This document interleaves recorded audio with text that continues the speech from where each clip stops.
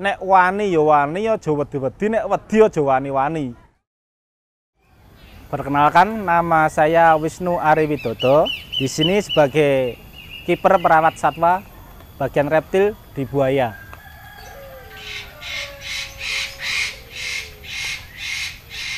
Ketertarikan saya sebagai pawang karena saya senang satwa, terutama satwa yang buas. Ya memacu semangat saya gitu. Nek wani ya wani, aja wedi-wedi, nek wedi aja wani-wani. Jadi kalau kita di satwa buas, kita harus berani. Masalahnya kalau kita nggak berani, keringat yang keluar dari tubuh kita itu berpengaruh pada mereka.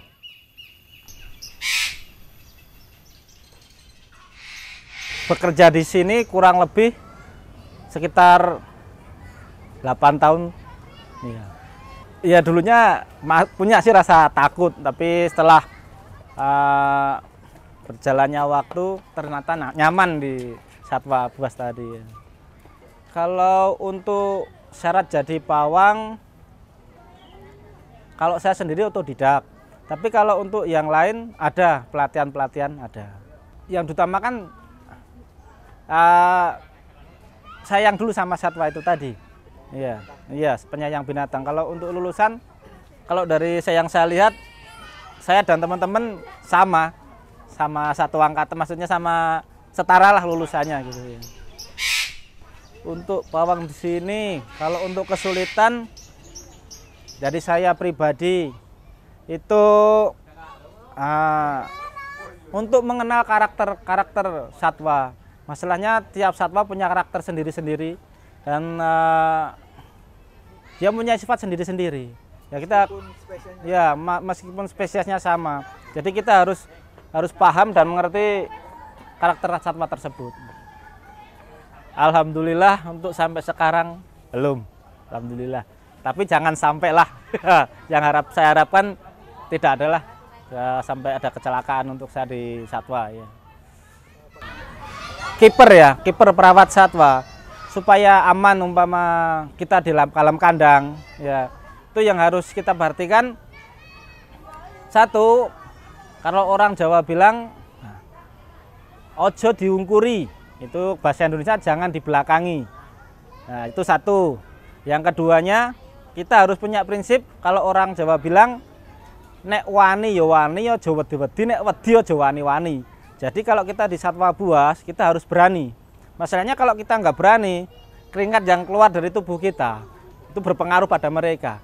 Jadi kalau kitanya berani, satwa tadi tenang.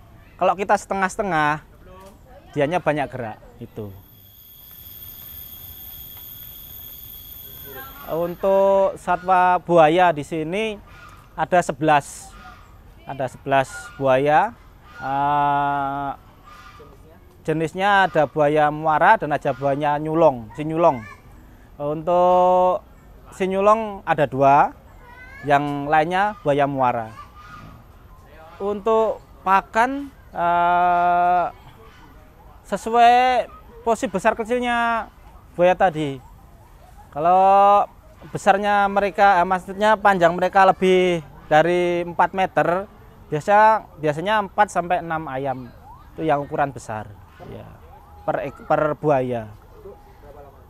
Oh, untuk 1 minggu. Tapi kalau di sini kan ada yang kecil, ada yang besar. Kalau yang besar kita ngasih makannya per minggu, kalau yang kecil seminggu 2 kali, untuk hari Rabu dan hari Minggu. Itu pun sesuai sama porsi besar badannya mereka ya.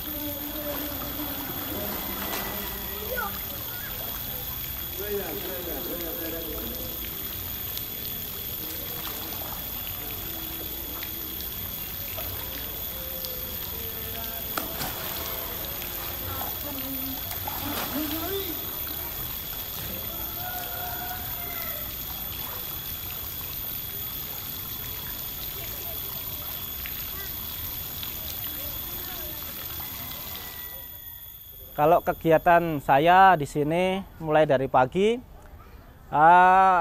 kita masuk ke Juruk, setelah pinggir ke depan, kita menuju ke kebun binatang. Kewajiban kita kontrol satwa per kandang. Jadi kita lihat mereka, aktivitasnya gimana, kondisi airnya gimana, baru kita lanjutkan persiapan alat, kita ganti seragam, kita bersihkan lingkungan. Setelah itu kita lanjutkan aktivitas yang lain, seperti membersihkan per satu kandang. Untuk kita aktivitas di kandang, pembersihan kandang, terutama buaya kan ada kolamnya. Jadi kita biasanya sebelum kita membersihkan kandang tersebut, kita buang air yang ada di kolam. Terus kita punya trik sendiri, cara sendiri untuk memindahkan atau menggeser buaya tersebut. Ya, itu baru kita bersihkan.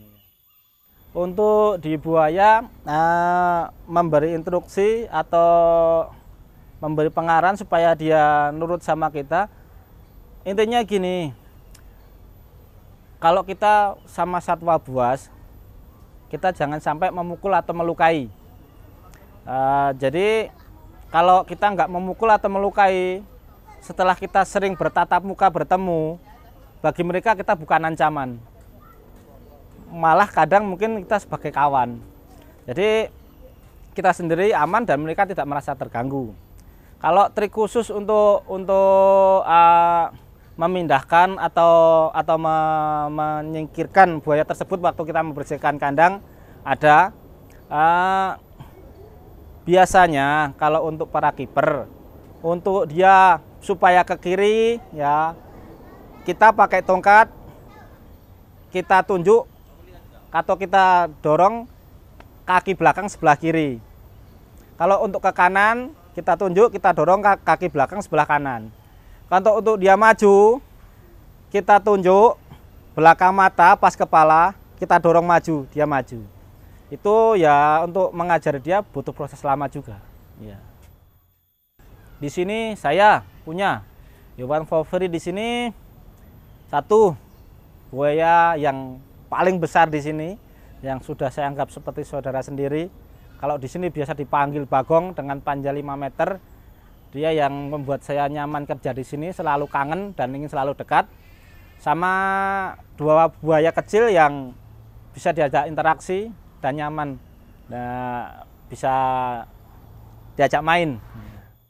Untuk jadi pengalaman unik yang jadi pawang buaya dari saya paling seneng, paling istilahnya yang buat saya bersemangat ketika ngasih makan. Itu dalam hati saya ada kesan tersendiri yang nggak bisa diucapkan gitu. Karena gimana ya? Ya intinya ada kesan tersendiri yang nggak bisa diucapkan karena seneng aja lah ngasih makannya itu.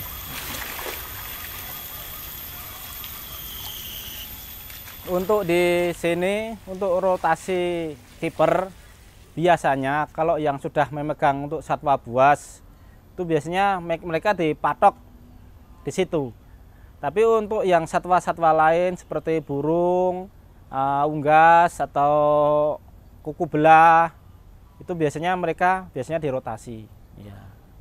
Kalau sebelum jadi pawang buaya, pengalaman saya mungkin saya sering pegang ular. Iya, karena saya sendiri gimana ya? Dulu saya memang tertarik sama ular itu aja, seneng sama ular gitu. Ya. Semua jenis ular. Ya.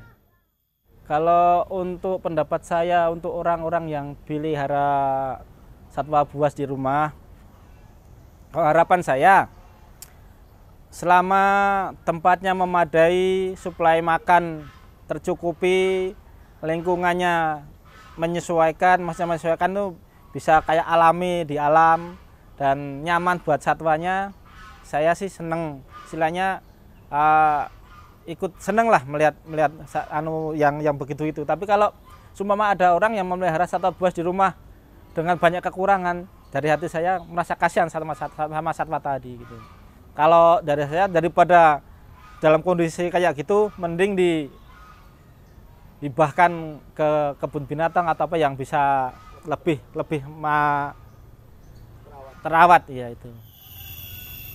Kalau secara umum, kalau untuk reptil ya, khususnya buaya, karena buaya ini kan sebenarnya mereka, apalagi buaya muara ya, kalau kita kan di sini mayoritas atau sebagian besar kan buaya muara. Nah, buaya muara itu habitatnya kan pastinya di muara sungai, yang mana mereka itu biasanya menggunakan tanaman-tanaman atau tangkai daun dan juga nipah-nipah, tanaman-tanaman nipah untuk membuat sarang mereka. Karena mereka adanya di muara sungai yang relatif lebih tenang, kita menyesuaikan kandang di sini tuh biasanya yang rimbun. Jadi rimbun, kemudian ada rawa-rawanya dan tanah dari biasanya untuk reptil-reptil terutama buaya itu mereka nggak selalu bersih. Jadi lebih baik justru yang berlumpur. Jadi fungsinya lumpur itu selain untuk kulit mereka juga untuk antiseptik. Jadi penanganan luka-luka itu biasanya kalau buaya dia bisa diatasi dengan lingkungan mereka sendiri karena dia kan top predator ya. Jadi dan mereka tuh oportunistik. Jadi mereka bisa menyesuaikan dan beradaptasi dengan baik di lingkungannya dia. Itulah makanya sebenarnya untuk perawatan buaya itu kalau di sini nggak terlalu susah karena mereka dapat beradaptasi dengan baik. Tapi itu yang dan juga karena buaya itu termasuk satwa yang aktif di malam hari atau nokturnal, makanya lingkungannya lebih teduh dan tidak terlalu terpapar matahari. Walaupun reptil itu sebenarnya harus tetap kena matahari, terutama buaya. Walaupun buaya lebih banyak menghabiskan waktu di air, tapi ada waktu-waktu tertentu mereka ke atas untuk berjemur atau sunbathing kan biasanya. Itu untuk kulitnya juga. Kalau sebenarnya tanggung jawab dokter hewan itu untuk kesehatan hewannya, tetapi kita juga memutuskan untuk menu-menunya. Jadi dari segi kesehatan dan dari segi gizinya. Seperti itu. Karena kaitannya dengan kesehatan dan kebutuhan nutrisinya, jadi sebenarnya sudah ada menu sendiri yang kita sudah konsultasikan ke berbagai kebun binatang se-Indonesia. Jadi, tetapi untuk di lapangannya kita melihat sikon hewannya, jadi dokter hewan akan meracik menu per bulannya atau per harinya kalau ada kebutuhan hewan khusus. Misalnya dia bunting, menyusui, kemudian dia dalam kondisi drop atau kesehatannya terganggu, itu ada tambahan-tambahan makanan yang disukai.